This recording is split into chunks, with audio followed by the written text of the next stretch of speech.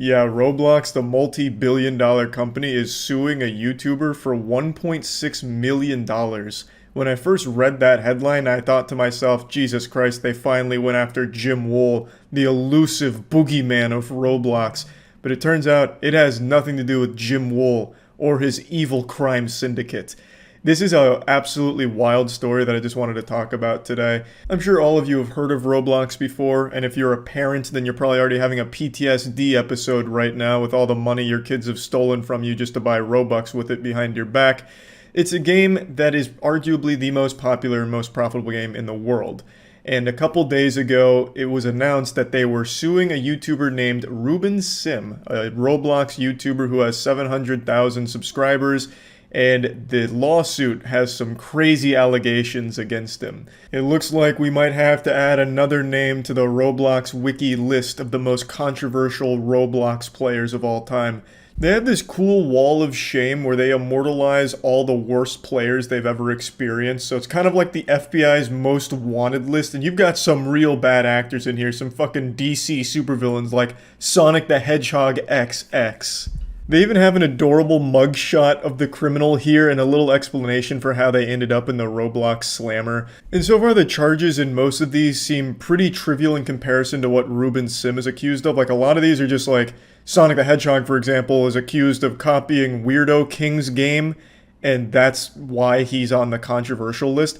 But Ruben0 in the lawsuit here, he is accused of a lot of like really awful shit. So now let's really spread these ass cheeks and dive into the meat here. So Ruben0 is being sued for 1.65 million in damages, and they say that he violated their user contract and anti-hacking laws. Now I'd like to clarify a little bit further on this. The way they say he hacked Roblox and violated their terms were he would circumvent being banned by making other accounts or using a VPN to make other accounts in order to continue to play Roblox. And they're calling it hacking in the lawsuit, I think. That's kind of the impression I got. I wouldn't necessarily say that's the traditional definition of hacking, but it is a violation of their user agreement. It just gets a little muddled when they say, like, you know, the anonymous hacker 4chan recently circumvented Roblox's anti-hacking rules by using a VPN and making another account XX Pussy Slang Sonic Hedgehog. You know, I wouldn't necessarily say that's hacking, but yeah, it is a violation of the user contract. It goes on to say that Ruben0 is the leader of a cyber mob that with malice, fraud, and oppression commits and encourages unlawful acts designed to injure Roblox and its users. Another article expands on that a bit by saying Ruben0 actually had a history of that kind of behavior where he would get his followers to go into the game and sexually harass its user base as well as use racist and homophobic slurs. I guess as a means of like epic trolling Roblox or some shit, I'm not really sure. Obviously I'm not fucking Saul Goodman here. I don't know what's true and what's not with these allegations or what Ruben0 has actually done. I'm unfamiliar with his work, so I don't know any of these things. But I'm assuming they must have some kind of evidence to be tossing around these really huge allegations. And then it goes into what I consider the most weird part of the lawsuit, if these are true. Roblox said it banned Simon for attempting to upload a near-nude photo of himself, images of Adolf Hitler, and a sex game that's forbidden on the kid-focused platform. And then it again talks about his harassment of other users there. I'm sure all of you know this, but Roblox is a game that's mainly played by children, like actual toddlers that are still suckling on their mama's titty milk and watching finger family videos on YouTube. So if that's true, and Ruben0 tried to upload a near-nude photo of himself to that game, that's so fucked up. That's like walking into an elementary school and whipping your cock out and then claiming that it was just a joke. I have no fucking clue what the point of any of that would be. That's not even like a trolling attempt. That's a speedrun attempt at jail time. If he wanted to go to prison that badly, he could have just gone to the station and just asked for it. Uploading a sex game to a kid's platform and an almost naked photo of yourself to a platform that's almost exclusively used by kids? What the fuck are you thinking? If that's all true, that's the dumbest shit I think I've ever read. Now again, I'm not Santa Claus. I don't know who's naughty and nice. I don't know what's real and what's not about this with the allegations. In response to this lawsuit coming to light, Rubin0 has deleted every single one of his tweets except for a single one, which is just a GIF. He did have a tweet before deleting them that he left up shortly where he said he wasn't going to be talking about the case because he wanted to make it as easy as possible on his legal team to handle it, and he thought by talking about it, it would make their job harder. And I think that was a very smart play by him, but by deleting every tweet, it hides everything that they reference in the lawsuit, as well as just a couple other things. It just gets rid of any and all evidence they try and point to in the public eye. Obviously, Roblox, being a multi-billion-dollar company, has likely already subpoenaed for that information, so they still have it, but from a spectator sport here, there's no way of going and looking at anything that they're referencing here and seeing if it's accurate, exaggerated, or just outright false. Though I would be absolutely shocked if Roblox was just faking this whole thing just because they didn't like his content. Apparently, Rubin0 had a history of also criticizing Roblox as a platform. I'm not familiar with Roblox, its controversies, things it does right or wrong. I don't know any of that shit, but apparently Rubin0 also brought to light some bad shit in the community that also painted Roblox Corp in a bad light. So some people think that this might be their way of getting revenge against him. I don't know if a multi-billion-dollar company is going to be that petty about things, but let's continue with the lawsuit here. They go a little deeper on what they mean by hacking, where he was using fake accounts and evading bans, and then it talks about what is the most recent thing that prompted this lawsuit. The worst damage allegedly came during the Roblox Developers Conference in October of 2021. In the lead up to the conference, the suit says Simon engaged his followers on Discord, glamorizing the April 3rd, 2018 active shooter and murder at YouTube headquarters in California, and threatening/taunting a copycat act of terrorism at Roblox headquarters, telling his followers to wait until someone does it to Roblox. Then, during the conference, he tweeted that local police were searching for a fictitious, notorious Islamic extremist, and that the extremist had posted a video titled, "Someone blow up Roblox now." Meanwhile, his followers allegedly posted false active shooting threats and claimed to have poisoned the conference drinks. The event was delayed and forced into a temporary lockdown while local police and private security conducted a search to secure the facility, according to the lawsuit. Roblox said it cost $50,000 to investigate and secure RDC after the incident. Simon has since deleted many of his tweets. Obviously, this is the catalyst here. This is what actually prompted Roblox to take legal action against Rubin0. It was this instance, and everything else was put in here to kind of show Simon's character as a way of showing that he's a bad actor in the Roblox community, I guess. So all of it was just lumped in here after this event to just give a whole picture of the situation, I guess, that Roblox is trying to deal with. Again, with all of his tweets deleted, and I couldn't even find them on archive.org, there's no way for me to look at that and be like, oh, okay, so he actually did those things. I have no way of knowing. Only Roblox and anyone that's familiar with Rubin will know if these claims are accurate or not. If they are, then obviously something was going to come from this. I truly don't know how anyone can think that you can call in a fake terrorist threat and do it publicly on Twitter without any kind of repercussions. I've seen a couple of people on Twitter that have to be addicted to whippets and heroin because they are super dumb. They were arguing that Roblox is too big and thus shouldn't care about one troll calling in a terrorist attack on their developer conference meeting. So I guess that might have been the thought process here, assuming this is all real, that maybe he thought that since they're worth so much money, they're not going to care about him doing this. But I mean, that's super fucking stupid. You should be far more afraid of a multi-billion-dollar company that easily could throw a couple $1 million to lock your ass up for this kind of shit. Because it's a crime. It's a genuine crime to call in a fake terrorist attack like this. I don't know what you could possibly expect. They're not just going to roll over and get used like a fleshlight. They were obviously going to retaliate. You shut down a conference with a terrorist threat. So yeah, just overall an extremely crazy story all around. That's a lot of money. And that's going to be a lot of money to fight the lawsuit. For Roblox, this is nothing. They make millions of dollars every couple of minutes. So they'll probably toss as much money as they need to at this and never feel it. But for Rubin0, this is a life-changing lawsuit here. I don't know if all of the claims in here are factual or anything. That all has to be proven in court. But my God, what a fucking wild situation here. That's about it. See ya. Right now, there's an extremely interesting lawsuit going on between Activision and Anthony Fantano of The Needle Drop, the internet's busiest music nerd. And it's a real eyebrow raiser, I'll tell you what. For starters, most of these publications refer to Fantano as a TikTok music critic. That's the most disrespectful shit ever. That's like cheerleaders laughing at you right to your face, pulling your pants down. Like, that's so embarrassing to get labeled that. They're spitting on him. Fantano's been on the internet long before TikTok ever even existed as an idea, so I'd have to give those headlines a light too.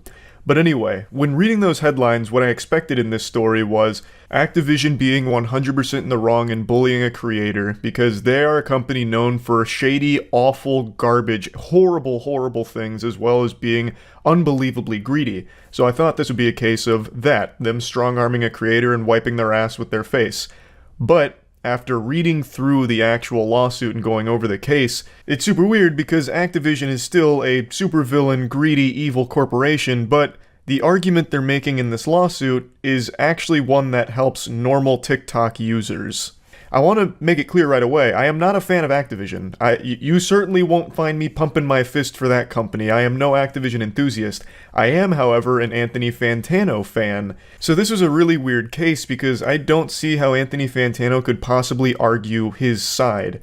Melon magic can only go so far, and in this case, I don't think it'll be far enough. And if Anthony Fantano did somehow win, it could open the door to large-scale exploitation of a system a lot of normal TikTok users rely on. And I'll explain what I mean in a moment. And I want to be clear right now, Anthony Fantano has not spoke his piece on the subject yet, probably because it's a very touchy legal matter, so it'd be very difficult to speak on it.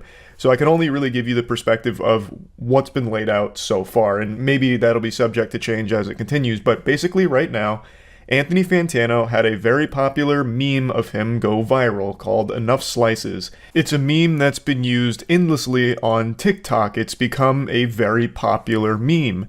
And Activision recently used it in an advertisement they made for Crash Bandicoot on TikTok.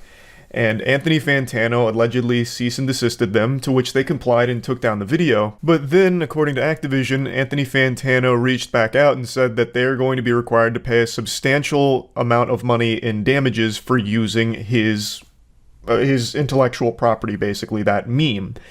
And they said, no sir, we're not playing ball here. That's not a game of foosball we're interested in engaging in. So they are countersuing Anthony Fantano and looking for a declaratory ruling that states that he will no longer be allowed to try and get money out of users or companies that use his meme clip because they say that Enough Slices meme was knowingly entered into the commercial sounds library on TikTok. Now, most of you have probably already activated your super sniffer and smelled a little something fishy here because there is a big difference between a normal TikTok user, fucking Cliff Blast Cleaver using Anthony Fantano's Enough Slices meme for a goofy little TikTok he made, and a company like Activision using a meme he made to sell a product. They're very different. It wouldn't be unheard of to be okay with a normal person using your meme and not being okay when it's a company using it to sell a product that you don't agree with and you don't like. And that's a fundamental right that you have, that your likeness can't just be manipulated and used to mislead consumers or something into believing that you support a product that you don't. And this is what makes the case really interesting because in here, what they used was a meme from Anthony Fantano that they are arguing was opted into a program called the Commercial Sound Library, and in the Commercial Sound Library's terms, it very clearly states that when you opt in here, when it is part of this directory, that it is completely fair game for companies, brands, advertising partners, and normal users to use for any and all purposes whatsoever, which does include paid content and advertisements. Now, since the ad was deleted, I'm unsure if they used Anthony Fantano's actual video clip that has his face in it, or if it was just the audio. I'm really not sure.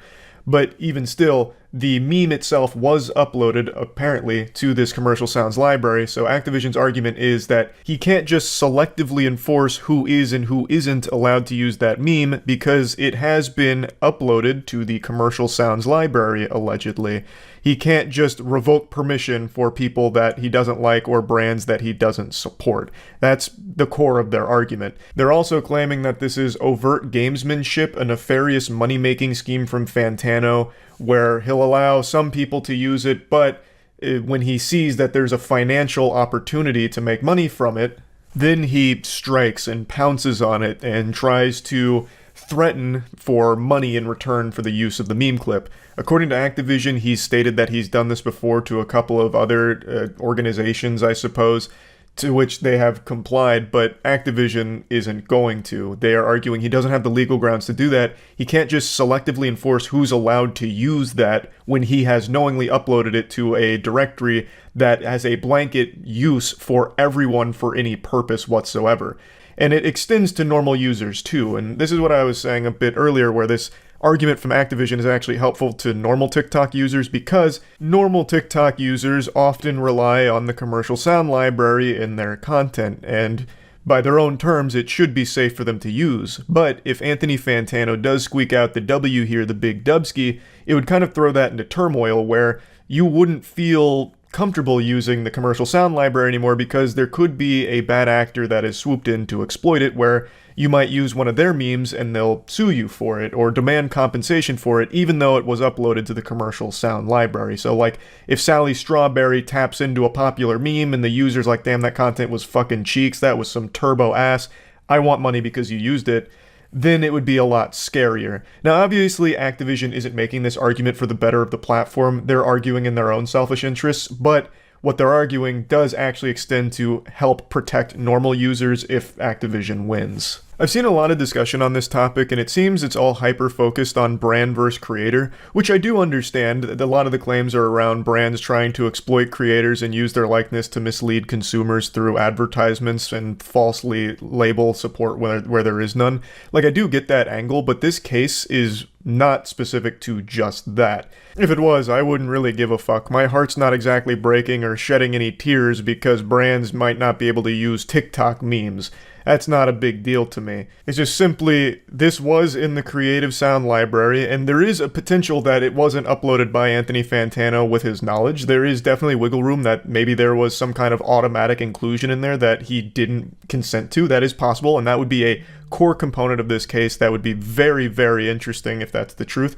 But since it is there, and it does clearly state brands can use it for any purpose, then if the rule's against them, it means that no one can really use it for any purpose, because all of a sudden it's now unsafe. This is just one of those things where I do think there's a potential for a dangerous precedent being set, where if someone knowingly uploads something to the commercial sound library, which obviously states that it can be used by anyone, including brands, for any purpose, you really shouldn't have the right or ability to start attacking selectively and threatening people for money, because that extends beyond just brands. That extends to literally any user ever. What's to stop me from uploading tons of audio and sounds and shit to the commercial sound library as bait, and then just going around cease and desisting and demanding money from people that use it because they were under the impression that it was safe to use? It's one of those things that exists on other platforms as well. Like YouTube has one for music. It's the Common Music Library or something like that, where artists knowingly post songs that are DMCA free for creators to use. You know, they just choose the music and it's totally fine, there's no problems. But what if an artist said, you know what, I'm going to put music on here, and when a popular YouTuber uses it, I'm going to demand money from it, even though it's uploaded to a service that states that it's, you know, okay to use and there will be no problems with it. It's one of those things where these directories exist on other platforms like YouTube and Twitch, and if all of a sudden people are able to put things on there as kind of like a trap where you use it and then you could potentially face like a lawsuit or something, it's just bad for everybody, not just brands. And according to a lawyer named Richard Hogue, he believes the company has a decent case. Basically, he says, as described by Activision, it would seem they have a good case. The TikTok audio library appears to allow for general commercial use on TikTok, so anyone placing content in the library should be limited in their rights to challenge. That said, there could still be facts we don't know, like whether an unauthorized third party actually affected the sound's inclusion, or even where it might have been automated. So fundamentally, the entire case is going to have to be argued on Fantano's side that he was not the one that put it in the commercial sounds library. At least that's my understanding of it, because again, it is entered in there apparently, and since it's there, it means any brand, company, or user can use it without consequence. It's fair game, you know? It's open season on enough slices. So Activision saying, since that's the case, Anthony Fantano can't try and threaten them for money because they used it. And Activision is seeking a declaratory ruling that will prevent not only Anthony Fantano, but anyone on the platform, any kind of bad actor perhaps, that might come forward to try and extort money out of users that use content from the commercial sound library, when it's totally in their right to use that content. The only thing that can really win this for Anthony Fantano, I think, is if he can prove that he wasn't the one who opted into the commercial sound library for the Enough Slices clip. It was some kind of third party that automatically entered it in there without his knowledge, or it was, a fucking burglar broke in and in the middle of the night uploaded the Enough Slices audio or meme clip to the commercial sounds library. But I feel like that's the only thing in this case, but even then, I still don't know how liable Activision would be for damages, because it's not like they would know that it wasn't Anthony Fantano that uploaded it. It's there, thus you would work under the assumption that the user is the one that put it there. So the whole case is just really messy, and it really fucking sucks because I very much dislike Activision. I really fucking do. But here, I just don't really see how Anthony Fantano has a good argument in this case. I'm going to go ahead and just play all the stream clips where I went through this from the very beginning here so you can kind of follow along with the entire story. I kind of just broke it down here in the beginning, but in the stream clips you'll get to get the entire, situation. So I'll just go ahead and let that rip. The game company claims Anthony Fantano is misusing intellectual property laws by threatening to sue TikTokers over a widely memed audio clip. Video game giant Activision is suing a prominent TikTok music critic over a viral audio clip that he created, claiming he is unfairly demanding that some of the social media users pay him an extortionate settlement after they reused the heavily memed clip. In a complaint filed Monday in California, Activision accused Anthony Fantano of misusing intellectual property laws by threatening to selectively sue TikTokers who use Enough Slices, a popular audio clip that originated with a video Fantano posted in 2021. Activision, which says it receives such a threat after it used the clip in a promotion for its Crash Bandicoot franchise, claims that Fantano intentionally made the clip available through TikTok's audio library, meaning he cannot now sue the hundreds of thousands of users that choose to use it. This dispute is a textbook example of how intellectual property law can be misused by individuals to leverage unfair cash payments, Activision's lawyer wrote. Fantano was very happy to receive the benefit of the public use of the Slices video. It was only after he identified a financial opportunity, namely receiving unjustified settlement payments, that he suddenly decided that his consent was limited. This law does not permit, and the court should not countenance such overt gamesmanship. That is interesting. If you make something available through the TikTok audio library, I'm very unfamiliar with the platform, does that just waive your right to enforce, IP law on it? Probably. Makes sense. It's like a public audio repository. Well, what I want to know, if on TikTok, do things just enter the TikTok's audio library by default, just by posting? Because I know they have that, original sound shit, and it goes to the source, and it's like fucking Bumblefuck Joe over here is the one that created it, but it's not like he did it on his own accord. TikTok auto-generated it. Yeah, at least I think that's how it works, right? You have to make it a sound through a video. Oh, so you do have to, say, I want this in the audio library by making it a sound. That's a very interesting case. So has Fantano done this to other TikTok creators, or is it just Activision? And if it is other creators and not just Activision, I wonder what the legal ground is for using it in an official ad. Because it'd be different if it's just fucking Carl Hamburger using Anthony Fantano's meme in a TikTok versus Activision using it in an official ad. Only way I think Fantano has a case is if someone else uploaded his video audio to the library. True. In its lawsuit, Activision says there's an obvious reason why this clip was used so widely. Fantano deliberately and knowingly added the audio to TikTok's library, making it easily available for millions of other users to incorporate into their own videos. They say he even opted into the commercial sounds library, which means he agreed his clip could be legally used in promotional videos and brands. That sounds like a dagger if that's true. That sounds like it's open and shut if that's the case, if that's real. If he opted into the commercial sounds, that seems like he waived all rights on that. I don't know how he'd win this case. The company says it was surprised when it received a legal threat from Fantano after it used Enough Slices in a TikTok video depicting the creation of custom Crash Bandicoot sneakers.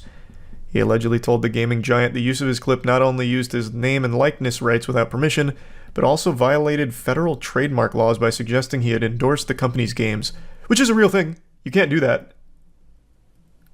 But if it was made readily available on the commercial sounds library, I don't know how you're supposed to argue that you didn't give your permission. That's what this is for, I imagine. This is what it's for on every other platform. Maybe it's different on TikTok. Activision says it agreed to pull the clip down, but Fantano demanded the company either immediately pay him substantial monetary damages or be prepared to defend a lawsuit. The exact amount of money demanded was not included in the lawsuit, but Activision says Fantano asked for a six-figure sum and said that other companies had paid a similar sum in order to avoid the expense of litigation. What the fuck? On his Dr. Evil grind, $1 billion. Hey, I'm always rooting for the little guy here. I don't know how you're supposed to somehow argue that what they did is illegal and violated federal trademark laws if it was knowingly agreed upon to enter the commercial sounds library. That seems like it's an uphill battle, but I mean, that maybe there's more to it. This is right now just Activision's lawyer. With Fantano's approval and encouragement, hundreds of thousands of TikTok users have incorporated Slice's audio into their videos over the past 2 years. But now, Fantano has embarked on a scheme whereby he selectively threatens to sue certain users of the Slice's audio unless they pay him extortionate amounts of money for their alleged use. The commercial music library from the TikTok's ad manager. Let's see. In order to get it there, it's called Commercial Sounds. Even in the own post, Commercial Sounds. But it's listed as the commercial music library. Okay, I see. So this is it. This is correct. CML features commercial sounds, both with and without lyrics, whatever. Who can use the commercial music library? Is for TikTok users that use TikTok for marketing, advertising, sponsorships, endorsements, or publicity, including official brand accounts, their promotional partners and creators, NGOs, and government organizations. You can also use the commercial music library for organic and paid content. This sounds like it's kaput. If it was uploaded there by Fantano, I think it's probably checkmate. Yes, sir, lawyer critical. Hey, man, it's just basic reading comprehension. If I uploaded me saying, woo, yeah, baby, to the commercial library, I can't exactly be upset if all these brands start using it. I can't then start looking for compensation. Yeah, you can. No, I can't. I literally cannot. Do you agree that your sound can be used by brands, marketing, endorsements, sponsorships, and all of that? Yes. Okay. And now I don't. I've changed my mind. You can't. Why? Because you signed. It's here. You put it here. It's literally the SpongeBob scene of, is this your wallet? Like when Man Ray's trying to return the wallet to Patrick. Was the advert also on TikTok? Apparently, yes. According to this, it was a TikTok video they made about Crash Bandicoot that used the sound. I think Danny's right. I think he'd have to prove that he wasn't the one that uploaded it to the commercial sound library. Even then, that wouldn't be on Activision. Them taking it down at his request would have been more than enough. True. That would be true. They would have no idea that it wasn't him, but instead his evil twin that uploaded it. I mean, you're not wrong. And they did take it down. They just said, oh, okay, we'll take it down.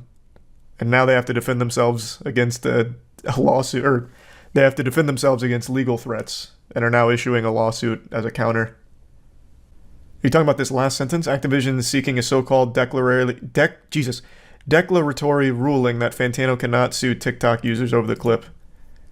They're saying that Fantano can't go after anyone that uses the clip because they're well within their rights to, since he waived the rights by putting it on that commercial library.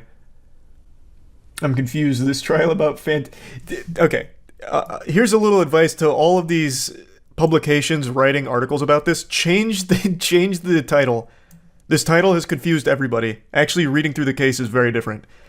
In a nutshell, Anthony Fantano had a very popular clip, meme clip, which was entered into the commercial music library, commercial sound library, whatever, on TikTok.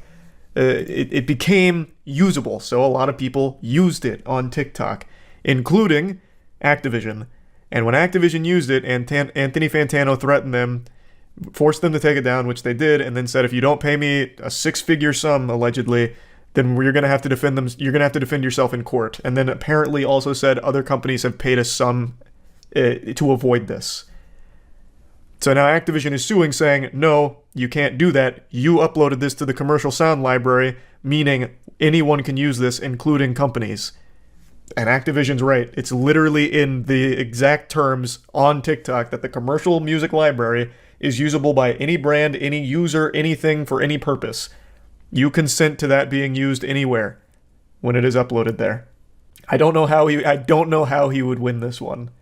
But I'm no Activision fan, so if he squeaks out a dub from this, that'd be fucking crazy. That would be wild. I have no idea how he'd do it. I don't even think Saul Goodman could pull this one off, but if he somehow did, that would be unreal. That is a good point, actually. Okay, you made a good point, Otaku. Cool name as well, I guess. It'd fuck everyone else by letting him win and set a precedent that you could pull your agreement after making it. That would be actually pretty dangerous. If Fantano does win, he sets the precedent that even if you upload your sounds to the commercial sounds library, meaning you waive the right and anyone can use it for any reason without compensation, if he does win, that means anything uploaded there is fair game for a lawsuit if you use it. That's a very good point. That's very true. That would be bad. If you're standing up, you're going to want to take a seat, because I've got a doozy for you today. Have you ever thought to yourself, man, it'd be great if anime was real. Our world is so boring.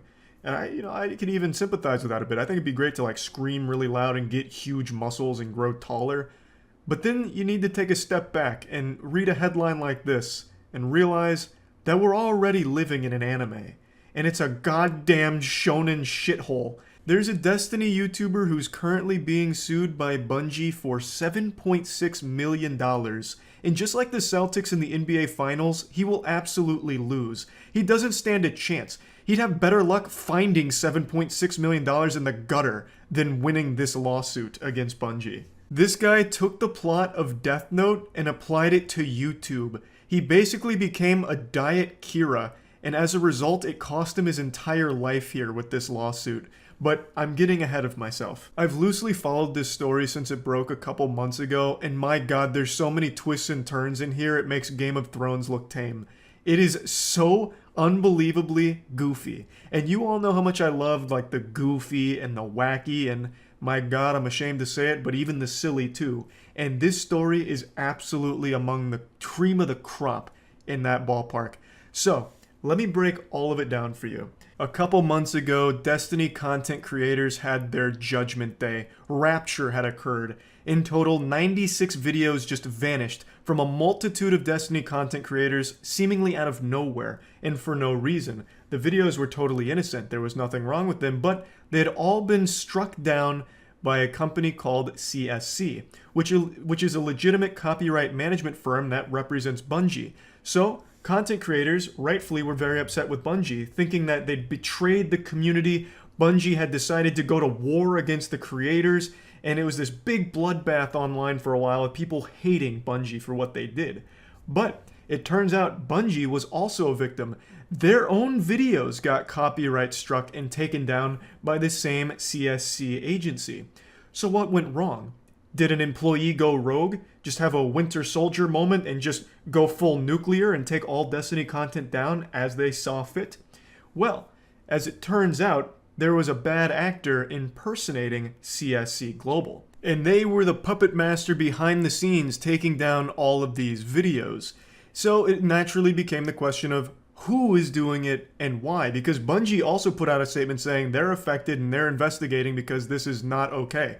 Bungie wouldn't do this, it's not them. They were as confused as the rest of the community. But they weren't just confused, they were furious. They went fucking berserk. They weren't just mad at this douchebag that was copyright striking everyone with these fraudulent takedown requests. They were mad at YouTube. They took YouTube to court in order to get Google to finally reveal the identity of the person behind this, because YouTube was putting up a big stink about it. They even had the same problems as normal YouTubers, saying Bungie went through customer service and didn't get the issue solved for days. They even said that YouTube support didn't even respond to them in a timely fashion, if at all. Reading this when it was happening was shocking, because even a billion-dollar company like Bungie has to go through the same channels as the fucking goobers like me and all other YouTubers do.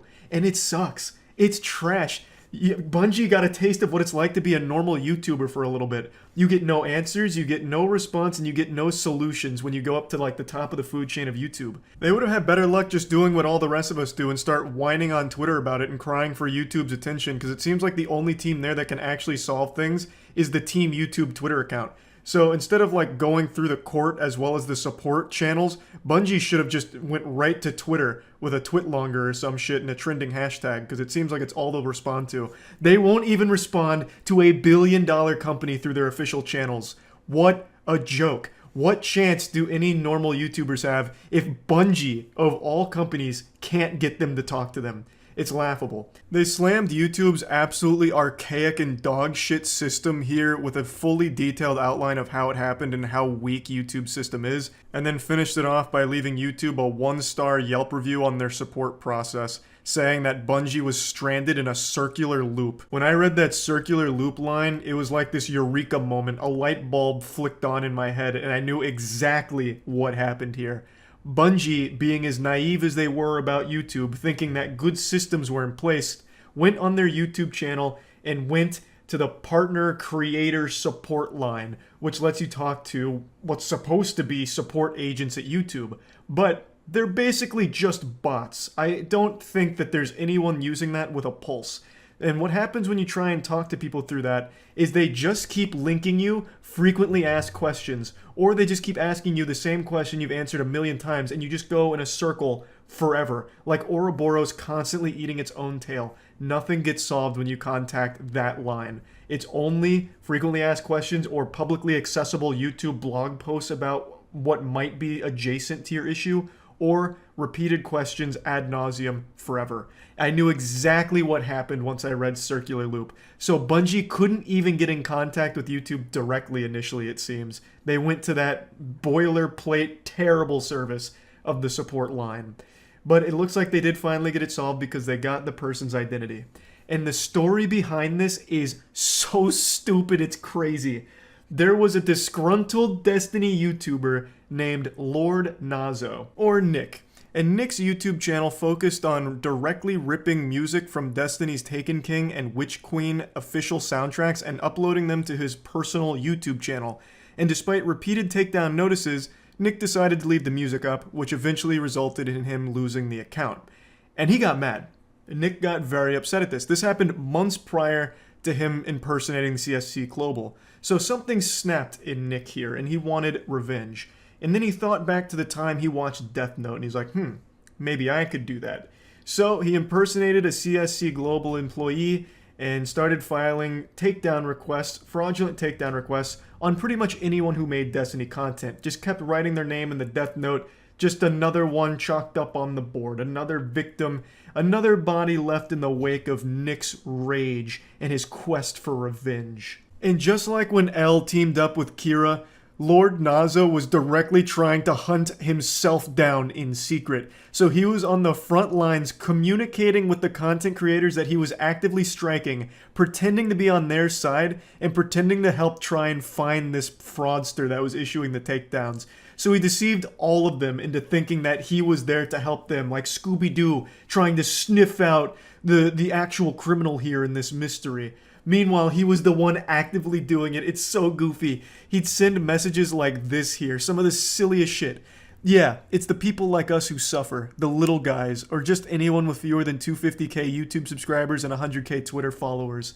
This was absolutely a plan to put himself at the bottom of the list of potential suspects. So he'd say things like, yeah, I was also a victim of this a few months ago. There's something real evil out there, and we've got to find him. I won't rest until this dubious actor is brought to justice. He'd go on and on, dropping breadcrumbs like it's definitely a fraud, and then even going into detail about how easy it is to take down someone's content using YouTube's broken system. Just constantly saying things like, it's actually a fraud out there and I know it. Just trying like his best to make it seem like he's super innocent and on their side. But unfortunately it was all a ruse and he was the one guilty of this crime. And for this crime he is facing a $7.6 million lawsuit. That's a fat one. To my knowledge, that's the biggest lawsuit against any YouTuber so far. The previous record, I believe, was the $1.7 million against Roblox YouTuber Ruben. This is blowing that out of the water right now. And this is a lawsuit this guy would absolutely lose.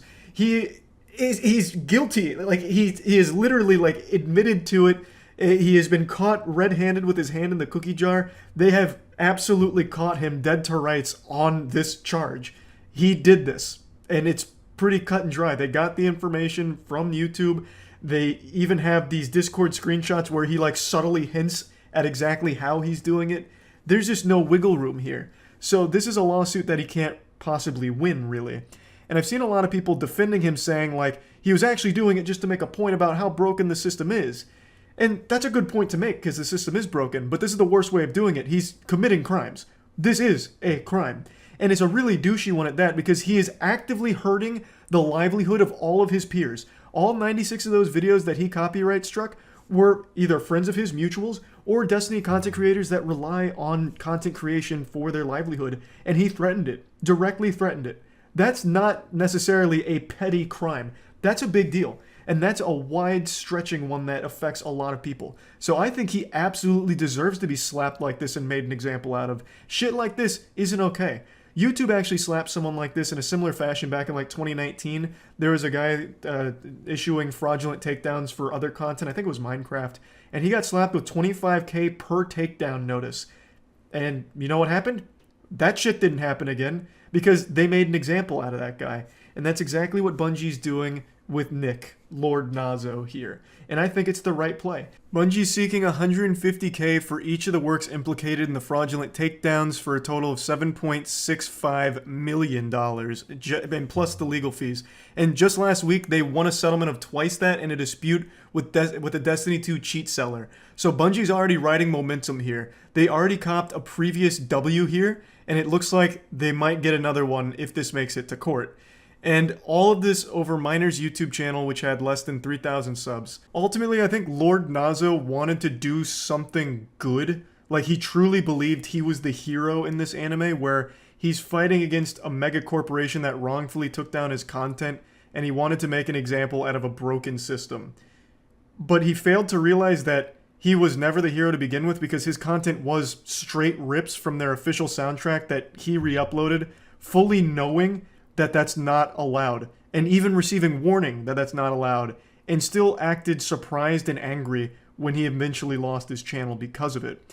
And then in his temper tantrum, tried to spin this narrative where like, this system's broken and I'll prove it, by targeting the company that made me mad. And by targeting that company, he targeted a ton of normal people, people that had nothing to do with Bungie. And as a result of that, their livelihoods got kind of fucked for a little bit. Bungie's reputation got fucked for a while. And a lot of the other music uploaders who actually do have permission and uploaded music fully within fair use policies, they took down their content in order to avoid being struck, because they thought it was Bungie just going on a killing spree. So they panicked and removed all of that content from their own channels, which again hurt their livelihood, and still does, because the content's not back up since they deleted it. And that now is off YouTube. All of that content's gone as a result of this guy going commando mode. So the results of all of this were overwhelmingly negative across the board. There was nothing good here for anyone. And most of all, the worst part of it happened to Nick himself, now facing a life-changing lawsuit of $7.6 million. A really fucking crazy story, honestly, with a twist ending that I didn't expect. When I was first reading about this, I thought it'd be like a group of people doing a coordinated effort against Bungie that they had like a disagreement with. I didn't think it would be a single person that just had a petty disagreement with the company. It's just absolutely mind-blowing stuff. So I just wanted to share this because I thought it was pretty crazy and pretty sad at the same time, to be honest. And that's about it. See ya. You should check out Acerthorn. I discovered him a year ago on YouTube. He's currently suing me for $1.2 million for copyright infringement. There's vids about it. He also sued his university, parents, state of Arkansas, Google, Microsoft, etc. You're one of the people named in the Acerthorn case? So as I understand it, and if you really are someone named in this suit, maybe you can shed a little more light on it in the chat. He is suing these YouTubers because for Acerthorn's content, he only does paid content, paid streams, where you have to pay him, I think it's $20 to listen to him ramble. And some YouTubers used clips from one of those paid streams in order to talk about the points he was making. So he's saying that they owe him $20 per view on the videos they made about it. I only know a little bit about his history, but apparently he's just one of those serial suers that just sues everyone and everything for every trivial possible reason he can think of. In fact, he would probably even throw a lawsuit at me for defamation for even talking about it, I imagine. Which would be quite the power move. Originally, this started after a collab stream between me and Acerthorn in which he timed out a lot of chat users for mentioning his past in the court. I didn't agree and asked what it was about. I was yelled at, and he left in rage and later sued me. Somehow, he attracted the attention of more content creators like Kretosis, Sid Alpha, and he added them to the lawsuit as well. Can't you just say no if someone sues you? I see we have a lawyer in here. You can't sue me if I don't agree to it. You don't have my consent. Honestly, this reads like a promotion. I'm a YouTuber and Twitch streamer. You can find my links here. Here's my YouTube and my Twitch. I know he did this because he proceeded to make a video that included this clip. See infringement 23. Can you say this in a lawsuit? He acquired possession of that clip because duh? What self-respecting lawyer would write that? This is like a teenager's blog. Does he write these himself? That means he necessarily acquired it through unauthorized means. Oh, so you wouldn't download a car. Here. The first is the most obvious, that Acerthorn is factually... The lawsuit says he's representing himself. Yikes. Oh my god. So does he just do these frivolous lawsuits as like a creative writing piece? The last time I saw someone represent themselves in court, it was a guy who murdered someone, and his defense was, yeah, I murdered her, and what are you gonna do about it? Well, I'm not exaggerating. The guy who murdered, I think it was his girlfriend or something. It was a viral clip on YouTube like a year ago. The guy who murdered his girlfriend was like, I murdered her, but you're all getting how I did it wrong. This is how it happened. And he did it like he was delivering some kind of pregame pep talk. What actually happened is I killed her over there, not over there that you claim. As if that was like what was up for debate. I probably can't show the clip, and it's pretty fucked up because it's an actual murder case, but yeah. That was the last time I saw someone represent themselves. He wasn't denying that he killed her. He was just saying that they're getting the story wrong of how he killed her. Was he found innocent? I don't think so, man. But imagine the world were like, oh my god, he's right. It looks like she really was killed in the other room.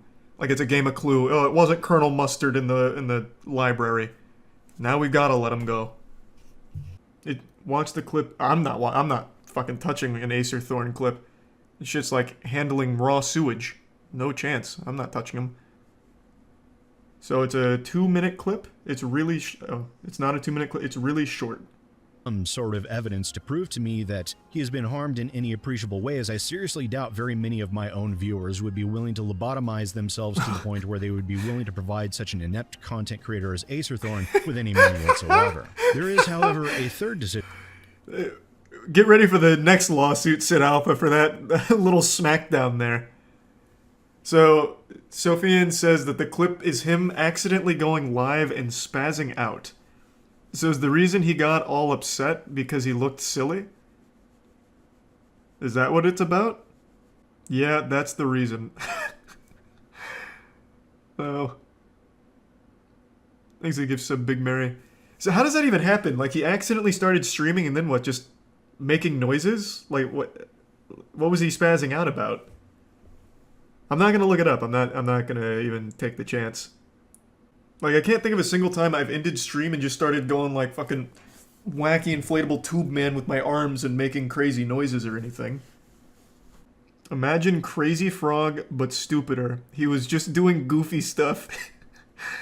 You telling me the guy accidentally started a stream and just started hitting the bring ding ding ding ding or something? Is that really what happened? Man, he should be thanking people for covering that. That makes him look human. He accidentally emoted. Acerthorn has ever questioned why. And while I know he's watching, I'll let him go and spend a few furious hours looking up a few dozen legal precedents that only tangentially relate to what he alleges. Why? And because I'm a cruel bastard like that. Bro, you're using big words. Acerthorn in his own lawsuit put in parentheses because duh. Oh, voice crack, wow. Like, you're throwing words around that he's going to have to Google, and you're going to insult him with it. Also, within the Sophie NP lawsuit, we already know that Azerthorn claims he did not make those noises, which we all know to be a blatant lie, and it will be fun to watch him twist in the wind over that one as well. Myself in a lose-lose situation, whereby in order to have a copyright to even enforce, I must admit to having made the noises myself, which in turn means I must publicly admit to being deranged. Not quite, but... What are you talking about? Everyone makes goofy noises from time to time when they're alone. Shit, I make them on stream sometimes too. What do you mean you have to admit to being deranged? What is wrong with you? What? Oh my god, now I have to publicly come out and say that I'm a lunatic because I made silly noises. People are gonna look at me like I'm a fool. Thus, I'll sue this man. That way no one thinks I'm a fool. Jesus. In order to avoid looking like a clown, he became the whole circus. All right. It is actually the other way around. Because I have the registration for the copyright, that means I hold the presumption of copyright validity. To overcome this presumption, the defendants would have to insist that I did not make these noises, and once they do that, they've just admitted to defaming me when they called me deranged. No, that's really not how that works. So instead, it is actually the defendants, not myself, who have placed themselves in a lose-lose situation by embracing this legal theory for invalidating my copyright. Can you put exclamation points in your lawsuit? This honestly reads like a blog post. Ah, but in fact I was 2 steps ahead of them, like an anime villain. They were wrong. They're in the lose-lose situation. Huzzah! It's a court document twitlonger. Pretty much, this is what it sounds like. Computers and phones for impounding so that they can have any of his content removed from What? them, and to also remove any of his What? content from any website. He then requests maximum Holy damages of shit. $150,000 for the 23 alleged cases of infringement for a total of $3,450,000. Oh my god! Holy shit, this guy's going for the moon! Whoo-wee! I don't think it's gonna make it very far for what it's worth. I'm no expert, I didn't pass the bar or anything, but... I mean, the way he wrote that lawsuit seems like any self-respecting court is never gonna actually take it seriously. There are a handful of YouTubers that are currently being sued for $1 billion in a class action lawsuit right now due to them promoting FTX. I don't need to read you the bedtime story of the FTX collapse and disaster. In a very quick and dirty nutshell, it was a very, very large cryptocurrency exchange. You may have even seen the commercial with Larry David where it was, "Don't be like Larry. Crypto's coming and you don't want to miss it, so hop on board, choo-choo, this shit's going right to the moon." That kind of thing. It was this big hype train that seemed to have no end until it ended. The whole thing went tits up, completely collapsed, and was worth less than the gum stuck under your school desk. It was revealed to be fundamentally just a giant scam, and the person behind it, Sam Bankman-Fried, this weaselly goblin homunculus, was basically just a big fraudster, the puppet master behind this whole thing. And so the train derailed, and instead of spilling vinyl chloride, it spilt dust, because there was no money in there at all. So many people lost so much, it was a complete catastrophe, and since the days of its crumbling, a lot has happened. Not just with the people on the inside like Sam Bankman-Fried, but even the people who were loosely connected to it, like brand ambassadors, for example. They've already put Tom Brady, for instance, in the crosshairs. Tom Brady was a big FTX shill, as were quite a few other celebrities, but one of them I'd like to make special note of is Shaq.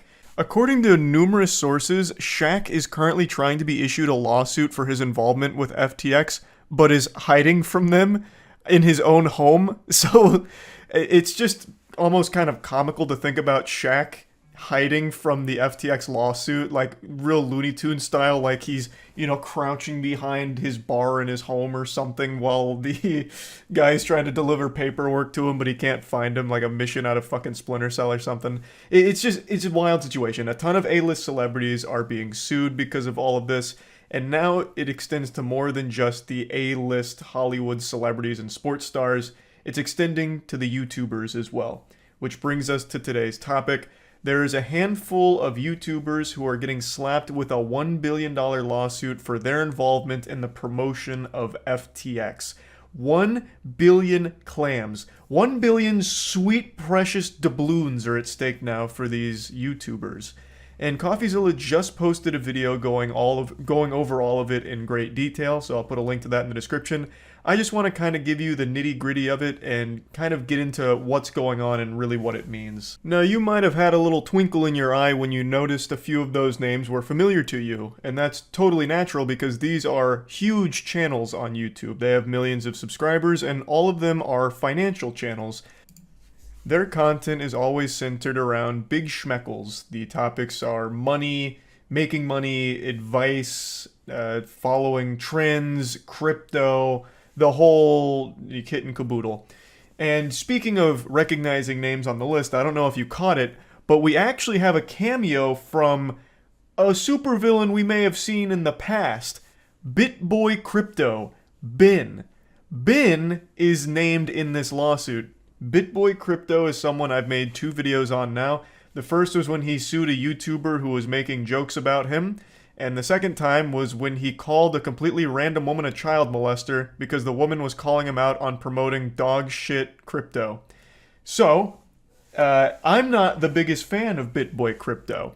So seeing his name in there kind of gave me little butterflies in my tummy. I had a little smile like, oh wow, how the tables have turned, because usually BitBoy Crypto is the one administering these lawsuits, which is a joke CoffeeZilla also made in his video, because it's just an easy dunk.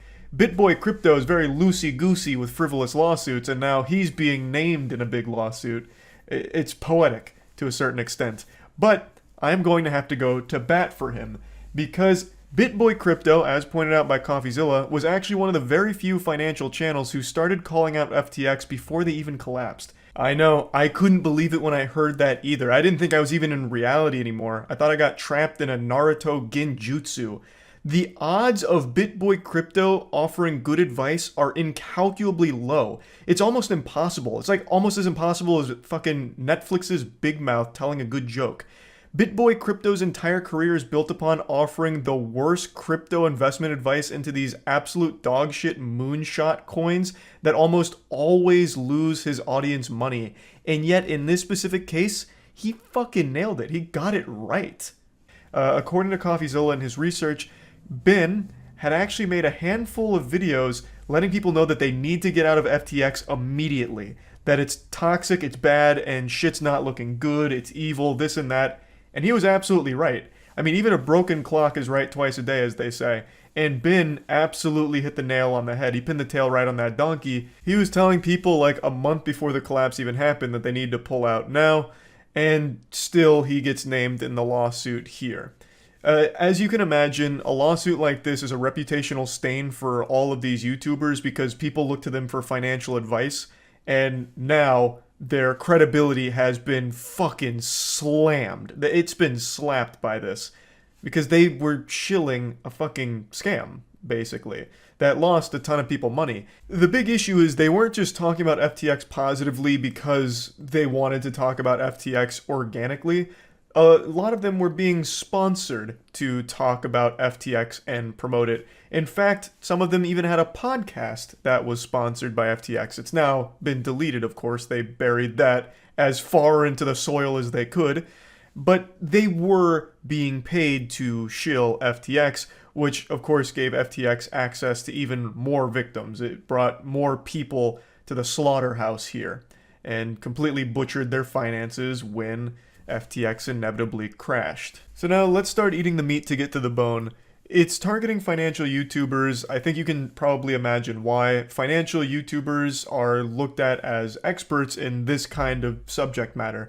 Promoting FTX gives the perception to the audience that they've done their due diligence. They're working on the assumption that this financial YouTuber is a trusted source when it comes to this kind of information, so this product, which fits right in that wheelhouse, must be something legit and safe. Because this financial YouTuber is talking about it and feels comfortable enough promoting it, it's probably legit. They're viewed as experts, thus, when they're doing an FTX sponsorship, it makes it seem even more legit than if it was just some completely random goofball that has no knowledge whatsoever on anything like crypto. So that, to me, makes a lot of sense, But in CoffeeZilla's video, he talks to a real lawyer, Legal Eagle. Legal Eagle is an amazing channel on YouTube that I can't recommend enough, and Legal Eagle weighs in and says that he actually views this as kind of a meritless lawsuit. I'll do my best to break it down very quickly, but keep in mind I'm also a fucking idiot. So the first thing that the lawsuit needs to be successful is it needs to connect the endorser to FTX itself. But the people that were endorsing it, I mean, they're not employees of FTX, they're not agents, they're not directors or anything like that. And oh my god, I got something in my eye. Fucking Sam Bankman-Fried shot a dust particle right in my eye. And then the second main component is they need to have the endorsers be liable, kind of like privy to what was happening at the behind the scenes of FTX, which Legal Eagle argues is kind of factually odd because even if they're endorsing FTX, it doesn't mean they understand what's going on the inside of the company. They're not necessarily going to be given information that isn't available to the public. They're not going to automatically know more than what's publicly accessible to everybody else. So he fundamentally says that it's not the strongest case, and he doesn't think it's going to go anywhere, but it's going to be expensive for the YouTubers named in the suit to fight it. But regardless of whether or not the lawsuit itself is successful, the community of these channels is not super happy about this whole situation because a lot of them fell hook, line, and sinker into FTX because of their recommendations. In CoffeeZilla's video, he interviews one of the people here, and CoffeeZilla doesn't pull punches. I always very much appreciate that about his interviews. So here he does absolutely lay it down to get to the bottom of very important questions such as, are you going to give back the money you made from the sponsorships? And all of those things. And all of it's answered in CoffeeZilla's video. But one thing that's interesting about the person being interviewed here is that he puts the onus on the viewers that fell for it, not so much him. In fact, he makes it very clear that he doesn't feel responsible. He just feels bad that some of the people that lost all of their money for being irresponsible in their own personal way. He doesn't feel responsible for it, which I found very interesting. I agree with CoffeeZilla that the viewers look at channels like his and other financial YouTubers as experts in this field. So when they're recommending something like FTX, they assume due diligence has been done and that this is a trustworthy organization that they can put money into. And in the case of FTX, that couldn't have been further from the truth. Thus, their credibility now is completely in the shitter. And a lot of people lost a lot of money from this trusting these YouTubers, which is a big problem. And that's a point CoffeeZilla likes to make at the end of the video that I think is a very strong point. So overall, these YouTubers are being sued for $1 billion. It doesn't, from the sound of it, from the expert like Legal Eagle, it doesn't sound like they're actually going to lose a collective $1 billion from all of this unless some kind of crazy shit comes out. But regardless, it highlights a huge issue where they would promote this product without ever really bothering to look that deep into it, which isn't a problem that's exclusive to just these financial YouTubers. That extends to the broader platform of YouTube as a whole. And in fact, it's happened to me before as well. On the official podcast, we actually had a sponsorship slot for Robinhood. And even though Robinhood isn't like an outright scam or anything, at least not that I know of, they have done some unforgivably shady shit. And I still feel awful about that whole situation because they had like 5 slots on the podcast and I thought it was a good service, but I was kind of naive to think that. I am no Robinhood fan anymore after the multitude of scummy moves they've made. So it is something that has happened in other verticals of the platform, but in this case, it is targeted directly at the financial YouTubers in the lawsuit, and it's a very interesting situation here that I'm going to keep my eye on to see how it all plays out. But anyway, just wanted to talk about it a little bit. That's about it. So yeah. When you think of the most important inventions in the world, you probably think of the standard stuff like the wheel, trains, electricity, airplanes, antibiotics, peanut butter and jelly sandwich. But one thing that a lot of people don't realize is we recently just lived through one of the most important inventions in all of human history. I'd argue, in fact, the most important, and that is the creation of Roblox. It is one of the most popular and most profitable things on the planet right now. If you went outside with a shovel and you dug down and happened to have found an unlimited supply of gold, diamonds, and oil, you would still probably not be able to beat the profit that Roblox is making. It is crazy what that's generating. Now, a month ago, I was talking about an ongoing story, a wild and wacky adventure, where Roblox is currently suing a YouTuber for $1.6 million, or 130 million Robux. I'll quickly bring you all up to speed. I'll sit you by the campfire and tell you this scary story. Basically, there's a controversial Roblox YouTuber who's covered a lot of like corruption in the Roblox community, as well as just like general like trolling on Roblox. His name is Penguinz0, and in the lawsuit they allege some horrible things about this guy. Now, full disclosure, as I said in the initial video, I don't know shit about Penguinz0 or any of the stuff that's mentioned in the lawsuit, whether or not any of it's accurate. I was just going by what was listed there and talking about it. It's some terrible shit. And they're taking his greasy ass to court for $1.6 million at least. There's a lot of room there, a lot of wiggle room for even more money, such as covering attorney fees, as well as other miscellaneous things they could ask for if they decide to. But it's like a $1.6 million bare minimum that'd be coming right out of his fucking butthole. So they allege some absolutely horrifying stuff like terrorism. They accuse him of terrorism by saying he had gone on Twitter and threatened that the Roblox meeting was going to get shot up, or encouraged his viewers to go shoot up or threaten the Roblox meeting. They also said that he tried uploading sexually explicit games onto Roblox, which is a platform mainly used by kids, so just a lot of really fucked up things. They damn near accused him of, like, flooding their toilets in their headquarters. They made this guy sound like the actual Roblox boogeyman, who was at all times sabotaging Roblox from the inside. Like, he was omniscient, he was everywhere. Every problem Roblox ever had was tied to Penguinz0. Like, it was a fucking laundry list of horrible accusations. And now, yesterday, Penguinz0 has come out from the shadows to defend himself. He's making a 3-part series breaking down the lawsuit and defending himself and proving why those accusations are bullshit, wrong, or just completely misleading.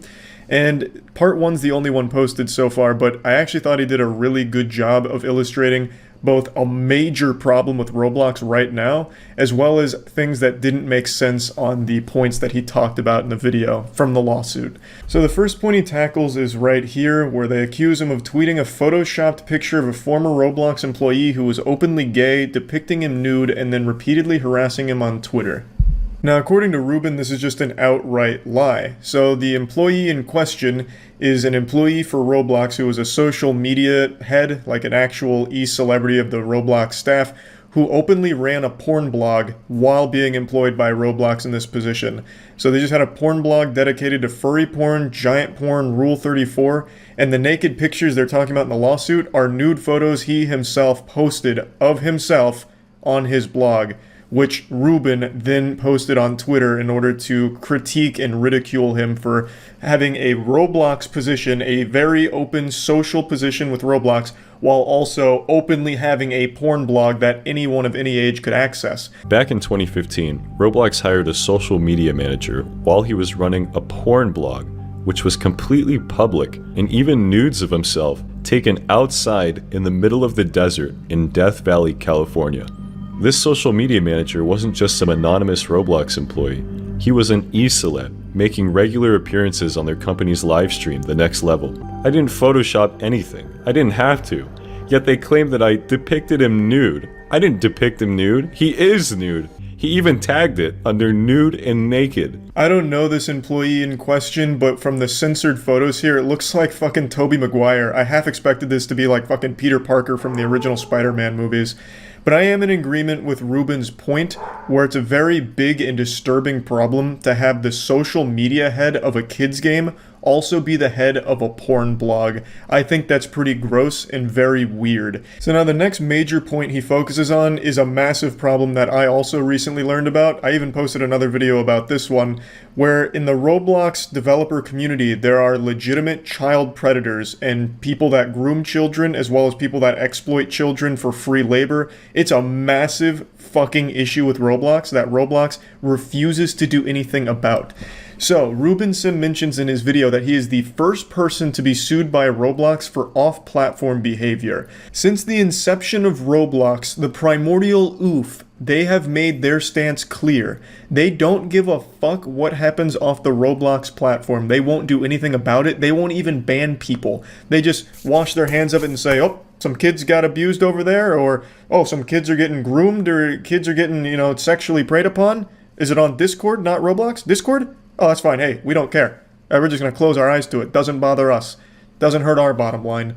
They have made it clear they don't do anything about off-platform behavior, yet for Rubin, they're throwing the book at him for a $1.6 million lawsuit. So why target what is essentially a Roblox troll? And that's not even the right word. I don't know Rubin's content, but it seems more like the pieces he makes are content based around problems in the Roblox community and less about trolling. But again, I don't really know his content. But even still, why target someone that's calling out problems as opposed to targeting the problems themselves, like the openly admitting pedophiles in the Roblox developer community? Sued for off-platform behavior when I've made videos on this very channel criticizing Roblox for doing next to nothing when child predators groom their users over Discord. One of their own professional developers was featured in a People Make Games video, sexting a 12-year-old girl while he was 24. The person you're about to hear speak is Sarah. That video is a video that we've covered on the channel as well. It's an extremely disturbing story and just a horrible, horrible situation that Roblox refuses to do anything about because it happened off of the official Roblox platform. So that developers' games existed on the platform all the way up until Sega took them down because it infringed on their copyright. So Rubin even mentions this in his video. Sega was the one to finally step in and take down the pedophiles' games, which were giving him access to kids in the first place, before Roblox did anything. Roblox just let it ride because they were very popular games. They didn't bother to do anything about it. They don't care about protecting the kids because it was happening off their platform. So the developer never got in any trouble. They weren't punished. They were still making money all the way up until Sega was like, hey, that's our copyright. Man, fuck this guy, and then just slapped them across the face. So it's baffling that the battle they choose to fight is against a YouTuber who calls out this behavior as opposed to the people that are open about what they're doing. The person, and I'm not going to play too much of Rubin's video here, but he shows more clips from this person in particular where they openly say like, yeah, I'd probably go to jail for some of the things I've been doing on here and shit like that, openly stating that they don't care about the age and knowingly are breaking the law. And all of this information being reported to Roblox, nothing gets done. In that People Makes Games video, the pedophile that they focused on for that section literally just openly admits it. He made like a fucking YouTube video where he's like, yep, just confirming everything is true, and I'm not that sorry about it because it's not a big deal. And all of that gets reported to Roblox, and he's like, oh, hey, that's YouTube. Hey, do you see Roblox on that? That's YouTube, baby. We don't touch it. We don't care. It's not on our platform. Even though the dude has very popular games on your platform that he uses to get access to the kids. Like, what the fuck are you talking about? I understand you can't have, like, your porn-addicted Roblox staff members in every single Discord group on the planet to monitor it to make sure there's no, like, child grooming going on. But when it gets reported to you, and it's very clear a lot of evidence has gone into this, and it is using your platform to have access to these victims, you should probably step in and at least investigate and perhaps do something. Even though all of it was happening off-platform, your platform is being used to give those bad actors access to victims. Like, it blows my fucking mind how they can just be so complacent to be like, yep, hey, off-platform, we don't care, baby, suck our nuts. So I think it was a very good point Rubin was making by saying that it's very weird that all of a sudden now Roblox cares about off-platform behavior when in the past they haven't cared at all and turned a blind eye to actual child abuse and legitimate, horrifying criminal activities going on their platform. But now they've gone after Rubin. This is only part 1 of 3 parts. I don't know if any of the other accusations are true. I guess we'll have to wait for parts 2 and 3 to see Rubin's side of it. But just from this first part, it highlights a very clear issue with Roblox. And I think he did a great job of breaking down at least one of the claims and improving his side and how it's misleading in the way it's presented with the whole nude photo of a staff member thing. So yeah, I just wanted to talk about this because this story is really getting pretty crazy. This is like some actual wild and goofy shit going on here, and I'm super curious to see how it progresses. I think even if Ruben Sim is able to definitively, without question, prove every single piece of this lawsuit is bullshit, he is still going to lose so much money trying to fight it in court, and it's going to be a long and tedious process, and that's just got to be the fucking worst. That's got to suck so much ass. Even, like, knowing that you are innocent, but then because this company has so much money to just throw at lawsuits, they can just keep you busy and bleeding money in the meantime. It's fucking crazy. So we'll have to see the rest of this to see truly if the other claims are bullshit. But yeah, anyway, that's about it. See ya.